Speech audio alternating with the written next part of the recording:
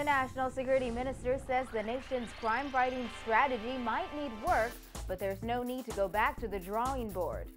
Education officials speak out after yesterday's NB12 school violence report.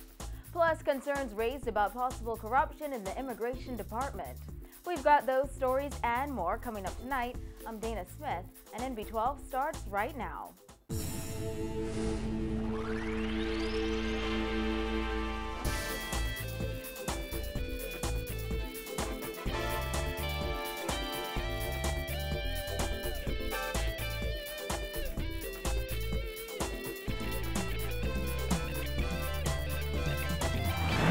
Topping news tonight, Minister of National Security Dr. Bernard Nottage today responding to criticisms on the government's approach to fighting crime. He also suggested the government may not need to go back to the drawing board with its crime strategies, as indicated last month by Prime Minister Perry Christie. Instead, Dr. Nottage says the current strategies should be expanded. Jasmine Brown has more in this report.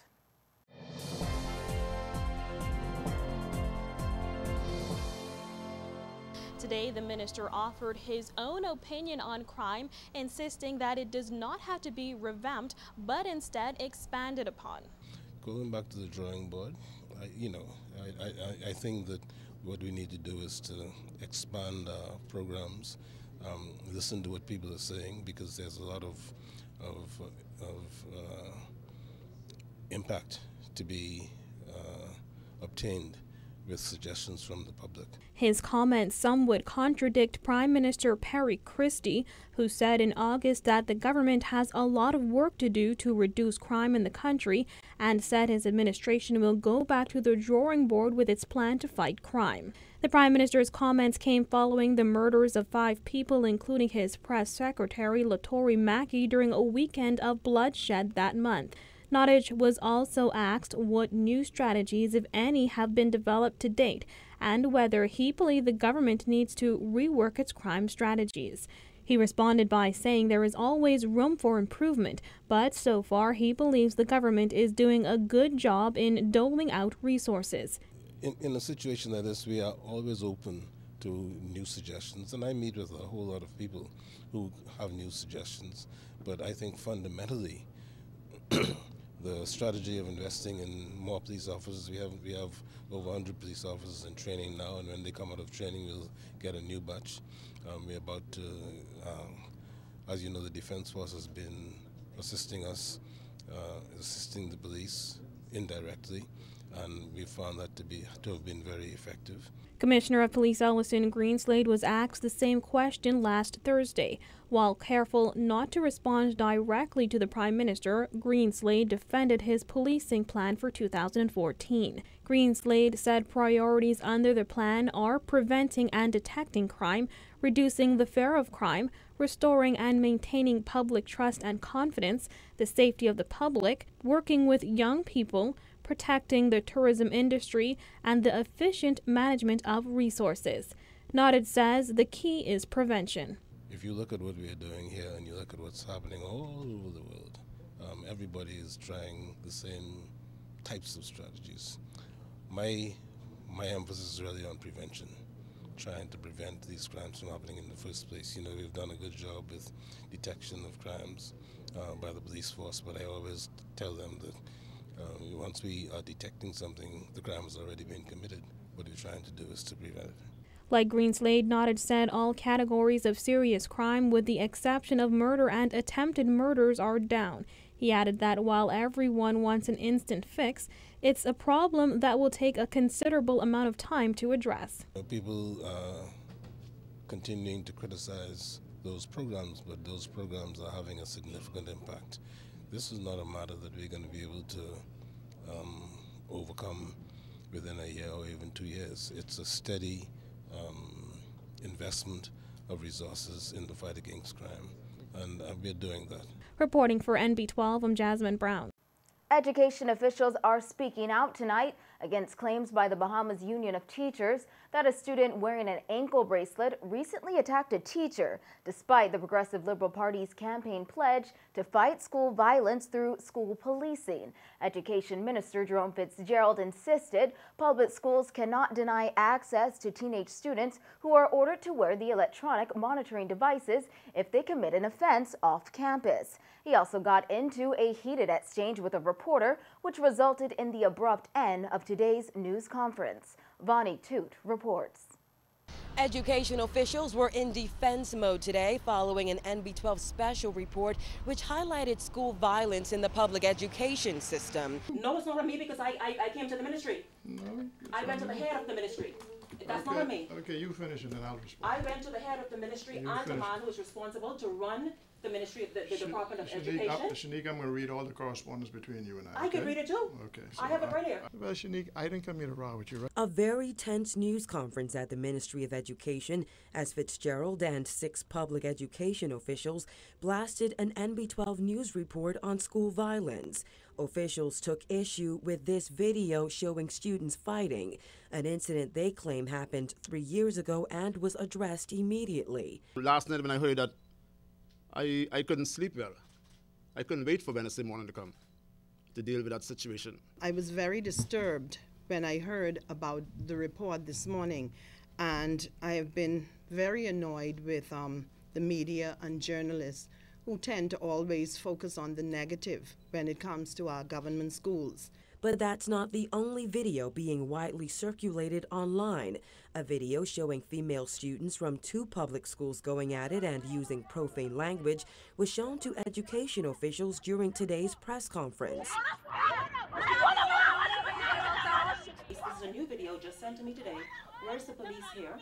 And also, you know, 2 different students from 2 different schools fighting. If you can just perhaps let me know where the police is or the security.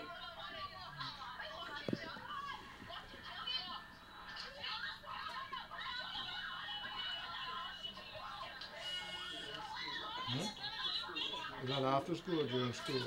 This appears to be, I'm not sure, but I would guess after school. The issue of violence in public schools resurfaced this week after Teachers Union President Belinda Wilson revealed that a student outfitted with an ankle bracelet attacked a teacher.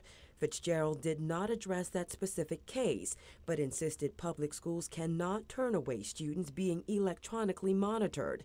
If a minor between the ages of 15 and 16 commits an offense off campus, goes before the court, and is ordered to wear an anklet bracelet and come back to school, by law we cannot deny that student access because he has not committed any incident on the school campus, and the court has given an order in that regard.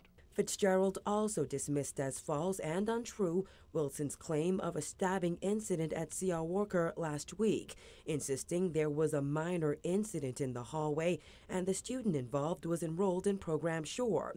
NB12 attempted for 2 weeks to get a response from Fitzgerald to Wilson's comments.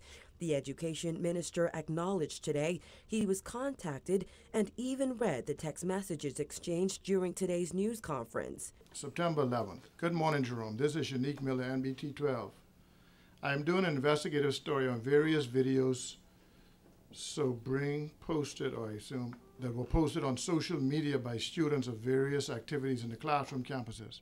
According to those messages, Fitzgerald suggested our news team speak with Education Director Lionel Sands, who chose not to comment before referring NB12 to the head of security. Teachers have been going to the union president, complaining and suggesting that they are concerned about their safety. That is no matter to be ignored. School year has just started. We are 2.5 weeks into school. We're trying to get everything sorted out. School violence is not an issue that has come before us as a serious concern. The director has issues trying to get school teachers assigned to various things, making sure principal line up, getting reports back. We don't have time in the first 2 weeks to talk about school violence if it's not a concern for us just because it's a story that's important to you. We don't see it. It's, no, the president of the union? After that exchange went on for a few minutes, the education minister ended the news conference and took no more questions. After criticizing the Ingram administration for pulling police officers out of schools, the Progressive Liberal Party pledged on the campaign trail to put police officers back in public schools. Though the school policing program was relaunched in August 2012, the union continues to express concern over violent incidents. Reporting from the Ministry of Education for NB12, I'm Vonnie Toot. In other news, following a break-in at the Department of Immigration's Hawkins Hill office on Monday, the opposition's shadow minister of immigration is calling on government to increase security at the building. And as Paige McCartney tells us in this report, Hubert Chipman is also questioning whether the current immigration system facilitates corruption. Chipman's questioning what was really taken from the department's offices during the break-in, saying that very important documents like work permits could have been stolen to be sold on the black market. With that, he's urging government to have armed forces stationed at the department. Immigration is big business, and we all know it's big business, right? There's a lot of smuggling into the country. The minister admit there's some criminality as far as immigration is concerned. I said on numerous occasions during my contribution in the House of Assembly, I believe the system is corrupt and we need to straighten it out one way or the other. At this stage of our development in this country, is no reason why the Defense Force officers should not be manning the Immigration Department, particularly the one at the headquarters on Hawkins Hill. There's a lot of important documents in there.